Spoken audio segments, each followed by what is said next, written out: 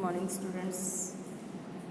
Today we will start बेटे unit 1 में 1.3 chapter हमने छोड़ दिया था and today we will start 1.3 of unit 1 and in this chapter we will discuss history of commerce in India. यानी कि जो आज के टाइम में हम कॉमर्स का प्रेजेंट फॉर्म देख रहे हैं तो it was not like this from the beginning. शुरुआत से वो वैसा नहीं था. You have seen a lot of hindrance in the business like capital, place, time, risk, information and they are removed by banking, transportation, warehousing, insurance and advertising. And in the previous years there was no infrastructure for the helping the business in the industry and trade. So now we will study different stages through which commerce had to pass in order to reach the current stage. जो आज हम commerce का form देख रहे हैं ये पिछले कई सालों से चेंज होके वो कैसे सुधर के आज ऐसा फॉर्म बन पाया है उसको हम आज डिस्कस करेंगे. Different stages of the commerce in the previous years. So you can see first stage was the barter system stage. ये आपको बेटे 10th में आपने पढ़ा होगा कि बार्टर सिस्टम स्टेज का मतलब ये है कि चीज़ों के बदले चीज़ें ली और दी जाती थी. तो एक्सचेंज जो हमारा मनी के रूप में आज होता है, हम पैसे दे के चीज़ें खरीद के लाते हैं, that was not there in the barter system.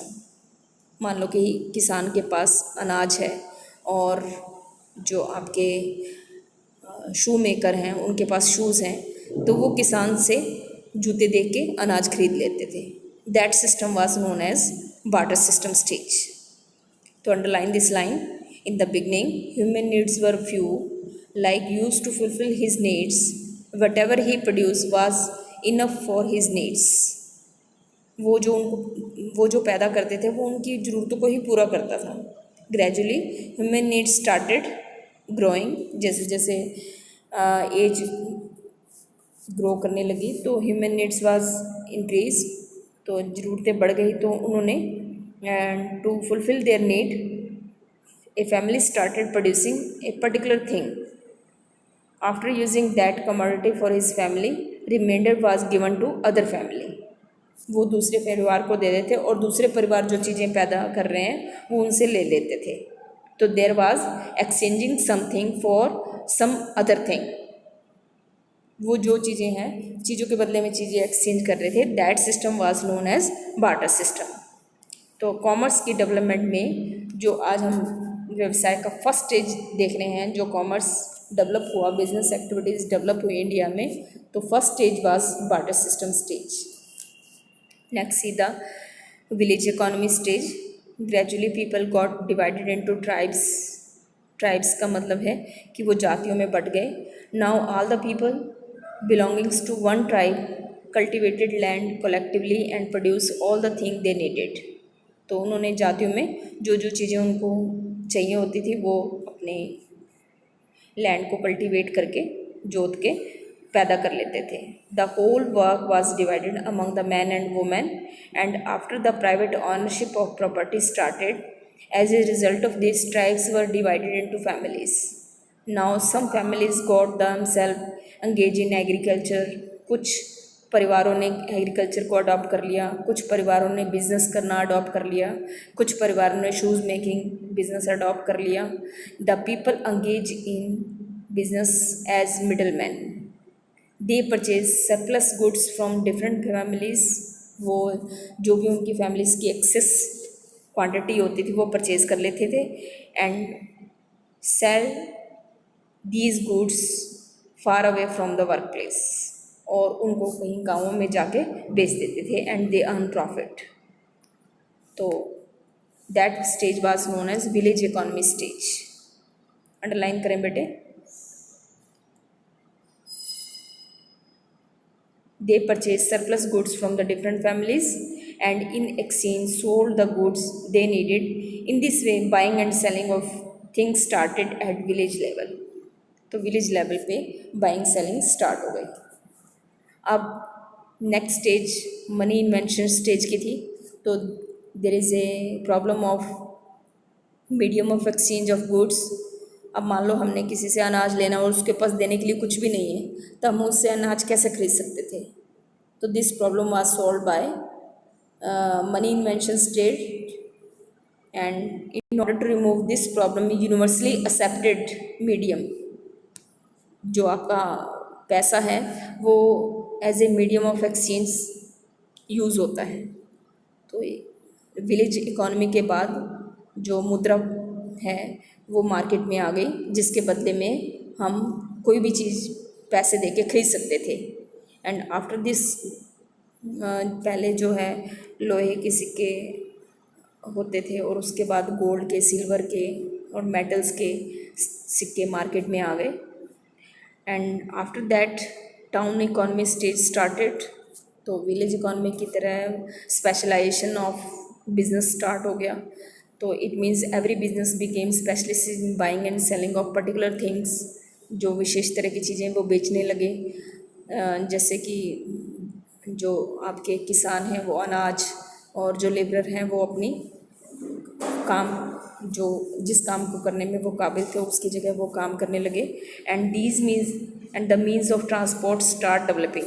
तो कुछ जो आपके यातायात के साधन हैं वो भी डेवलप होने लगे। And this result in expansion of trade village to town. तो हम अलग अलग शहरों में जाके चीज़ों को खरीद के बेचने लगे। And next stage industrial revolution stage. तो जैसे जैसे आपका मशीन इंजीनियरिंग डेवलप हुई और हाथों से काम करने के बजाय मशीनों से काम होने लगा, मशीन इंडस्ट्री डेवलप हुई और ट्रांसपोर्टेशन इंडस्ट्री डेवलप हुई। As a result of this industries were established and there was textile industries, chemical industries and sugar industries are the example in the industrial revolution stage.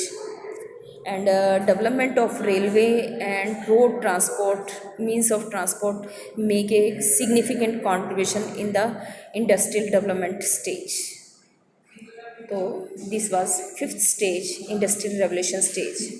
तो पहले barter system stage, then village economy stage, then money invention stage, town economy stage हुई, फिर उसके बाद industrial revolution. तो industrial revolution में industries were establish. तो you know very well, business को डेवलप करने के लिए इंफ्रास्ट्रक्चर चाहिए, उसमें बैंकिंग, ट्रांसपोर्टेशन, कम्युनिकेशन, इन सब का इम्पॉर्टेंट रोल रहता है। तो इंडस्ट्रियल रेवोल्यूशन स्टेज में आपका मीन्स ऑफ ट्रांसपोर्ट ज़्यादा डेवलप हो गया। तो मीन्स ऑफ ट्रांसपोर्टेशन के साथ साथ अब कम्युनिकेशन भी डेवलप हुआ। That was communication and transport development stage.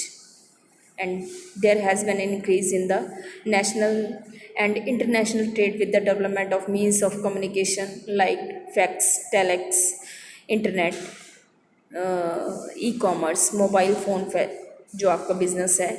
And similarly business develop got a impetus with the development of means of transportation, and these days business at its peak, and because of information technology many things are now produced in India and they were earlier imported. आज वो चीज़ें हमारे देश में ही बन रहे हैं जो हम पहले दूसरे देशों से खरीदते थे या दूसरे स्टेट से खरीदते थे। नाउ एक स्टेट में भी वो सब चीज़ें बनने लगी हैं जो अदर स्टेट से आती थी। Not now only this, there is a upswing in the export business in India. आज हमारा निर्यात का जो व्यवसाय है काफ़ी बढ़ चुका है। वो किस वजह से बढ़ा है? क्योंकि ट्रांसपोर्टेशन राइज हो गया है, कम्युनिकेशन और टेक्नोलॉजी अपग्रेड हुई है। तो that was the different stage of industrial development of commerce in India. तो इंडस्ट्री के थ्रू जो हमारा डेवलपमेंट ऑफ कॉमर्स हुआ है वो आज के पीक तक कैसे पहुंचा, ये हमने आज स्टडी किया। तो आज इसको आप लाइन टू लाइन बेटे एक बार 2-3 बार पढ़ना। इसको आपने पहले हिस्ट्री में पढ़ रखा है एंड आपको ये स्टेजेस लर्न करनी है बेटे, और 2-3 बार पढ़ोगे आसानी से समझ में आ जाएगा। कोई ज़्यादा समझाने वाली इसमें बात नहीं है। And that is the history of the India, कि हमारे भारत में जो व्यवसाय है वो कैसे डेवलप हुआ, that is the question. Okay, तो हैव ए नाइस डे। आज इसको डिटेल में करना बेटे। And today I have discussed development of commerce in India.